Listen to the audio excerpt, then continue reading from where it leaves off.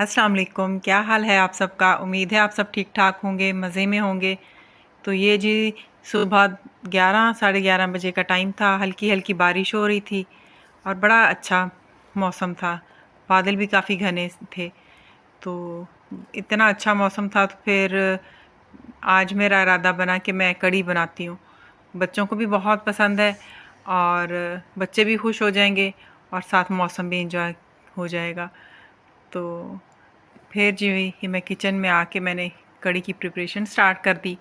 तो इसके लिए फिर मैं सबसे पहले प्याज ब्राउन करने के लिए रख दूंगी। प्याज को मैंने चॉप कर लिया था क्योंकि कढ़ी में प्याज चॉप ही सही।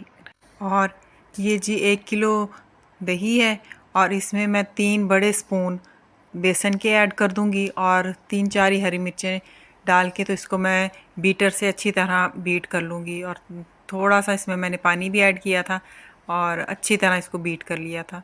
उसके बाद जी मैंने ये जो प्याज ब्राउन होने के लिए रखा था उसमें मैंने अदरक और लहसुन, अदरक थोड़ा ही डलेगा और लहसुन चॉप किया हुआ डाल के तो इसको भी साथ भूनने लग गई थी। ये बस थोड़ी देर ही मैंने लहसुन को अदरक को फ्राई किया और उसके बाद मैंने इसमें 1 टेबलस्पून लाल मिर्च, हल्दी और नमक ऐड कर दिया था।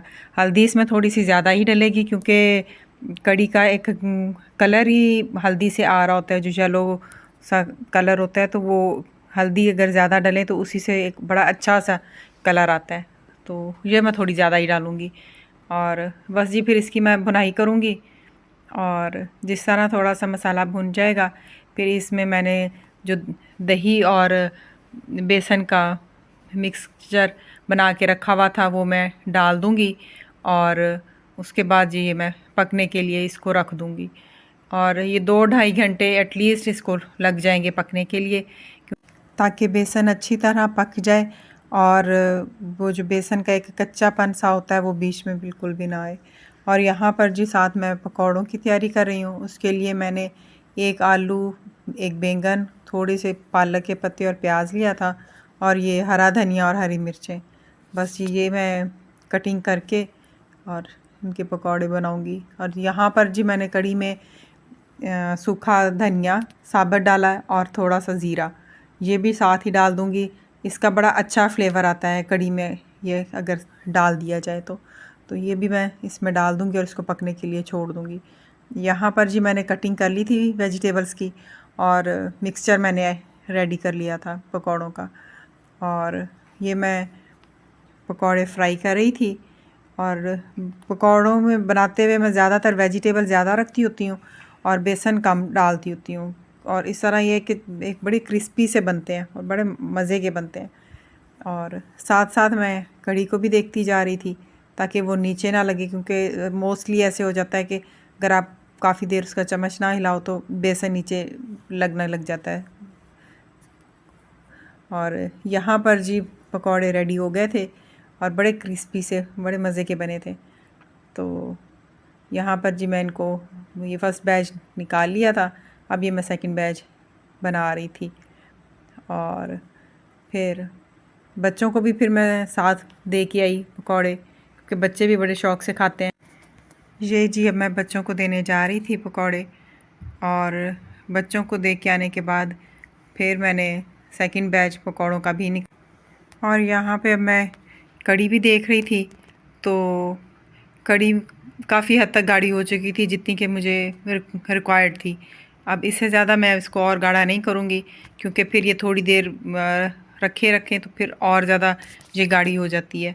तो बस ये इसमें मैं पकौड़े डालूँगी और पकौड़े भी क्योंकि एब्ज़ॉर्ब करते हैं और पानी को, तो इस वजह से फिर अब ये और थोड़ी सी पकौड़े डालने से भी गाढ़ी हो जाएगी। तो बस फिर इसमें जी मैं 1 टीस्पून गरम मसाला आखिर में डाल दूँगी। और गरम मसाला आखिर में डाल दिया जाए ना तो इसका बड़ा एक अच्छा सा फ्लेवर आता है। तो बस जी मैं ये डालने के बाद इसमें हरी मिर्चें डालूँगी 4-5 और हरा धनिया डालूँगी, क्योंकि हरा धनिया से बड़ा एक अच्छा फ्लेवर आता है। तो सारी चीज़ें प्रॉपर डाली जाएँ तो ही खाने का टेस्ट अच्छा बनता है। और बस फिर ये हरा धनिया डालने के बाद अब इसमें तड़का रह गया है और तड़का मैं लगाऊंगी ज़ीरे का और देसी घी थोड़ा सा वो डाल के, तो उसका तड़का लगाऊंगी मैं। और अगर तो बटर है ना, तो इस स्टेज पे थोड़ा सा एंड में बटर कड़ी में ऐड करते हैं तो वो भी बड़ा अच्छा फ्लेवर देता है। अब इस टाइम पे मेरे पास ख़त्म था तो वो मैंने नहीं डाला, तो बस फिर मैंने देसी घी का ही तड़का लगा दिया था थोड़ा सा।